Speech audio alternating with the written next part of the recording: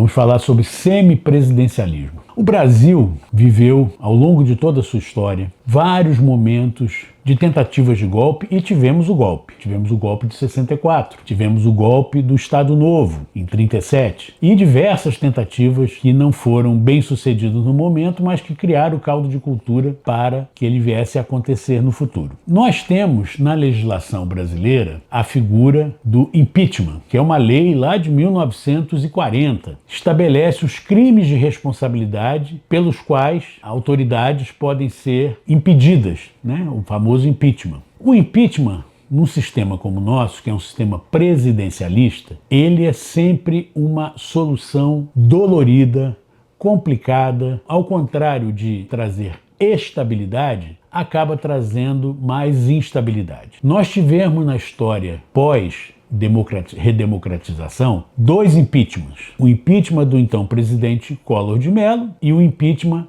da então presidente Dilma Rousseff. Ambos foram resultado de crises políticas. Quando você tem uma crise política na relação entre o parlamento e o executivo, ou na relação da sociedade com o poder executivo, gerando desgaste, a solução para apear do poder aquela figura que está sem apoio, seja na sociedade, seja no Congresso ou nos dois, acaba sendo única e exclusivamente o impeachment pelo nosso sistema presidencialista. A Constituição de 88 trouxe vários elementos na Constituinte, que estão na Constituição, que guardam analogia e elementos com o sistema parlamentarista. Mas essas medidas, que seriam normais no parlamentarismo, geram conflitos no presidencialismo. Nós tivemos, em 1992, um plebiscito que acabou referendando a República e o sistema presidencialista. E esse referendo e a manutenção desse sistema presidencialista levou ao impeachment de Collor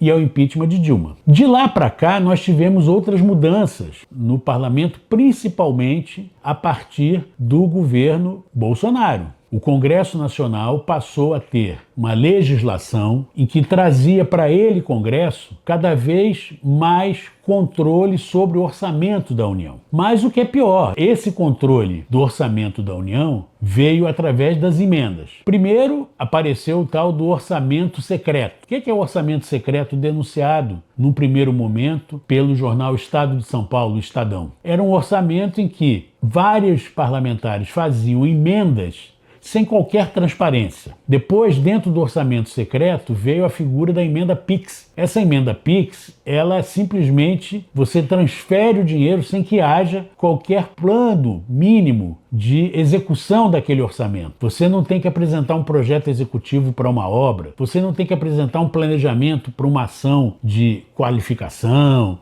para uma ação de custeio, o que quer que seja. Simplesmente você passa o dinheiro para o ente público, para a prefeitura, para o governo estadual, e ele começa a executar sem que haja qualquer tipo de controle por parte do parlamento. A verdade é que o Congresso Nacional conseguiu, nos últimos anos, aumentar o seu poder sobre o orçamento. Mas, junto com esse poder, que é o bônus, não veio nenhum ônus.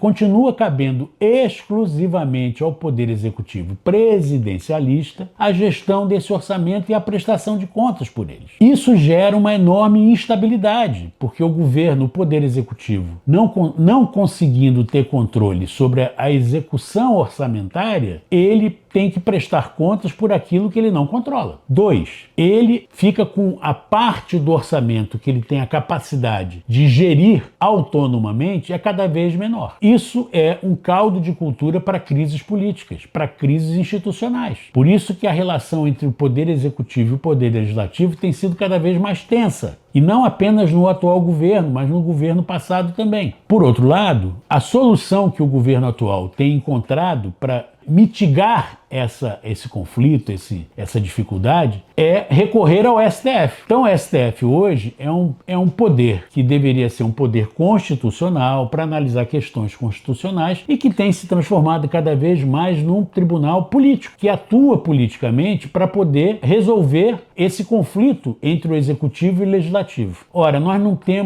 já temos mais de 30 anos da redemocratização. A gente amadureceu, mas a gente precisa amadurecer mais. trás. Nós precisamos dar um salto adiante. Que salto adiante é esse? Nós precisamos criar as condições para que as crises políticas e as crises institucionais não tenham como única solução o impeachment. Como resolver isso então? Já que nós não conseguimos aprovar o parlamentarismo lá no ano de 1992. Me parece que a solução possível, adequada e plausível, exequível nesse momento, é caminharmos para a implantação do semipresidencialismo. Nós já temos exemplos em outros países democráticos do Ocidente, como França e Portugal, em que o sistema em que você tem o povo elegendo diretamente os presidentes da República, mas o presidente da República é um chefe de Estado com menos poderes de gestão governamental, cabendo ao primeiro-ministro, eleito pelo Congresso e nomeado por esse presidente, a gestão do mandato, a gestão do governo. Ou seja, caberá ao Congresso Nacional não mais apenas o bônus de poder interferir no orçamento, mas o ônus de fazer a gestão elegendo um primeiro-ministro e montando o gabinete. E toda vez que tem crise, que tiver crise, a solução não é o impeachment, é a queda desse gabinete com a convocação do povo a votar em novos representantes. Foi assim que nós tivemos nos últimos anos experiências na França e em Portugal. Tem crise? Não derruba o presidente, não faz impeachment, convoca novas eleições, derruba o gabinete, novas eleições para eleger um novo primeiro-ministro, para montar um novo governo. Nós precisamos avançar, amadurecer para que não tenhamos um quadro de instabilidade permanente que hoje, no presidencialismo, que já foi chamado de presidencialismo de coalizão, expressão criada por Sérgio Abranches, e agora virou depois um presidencialismo de cooptação, com as emendas parlamentares, ele deixou de ser isso, ele passou a ser um Congresso que interfere no orçamento, controla o orçamento, mas não tem que fazer nenhuma prestação de contas disso. Então,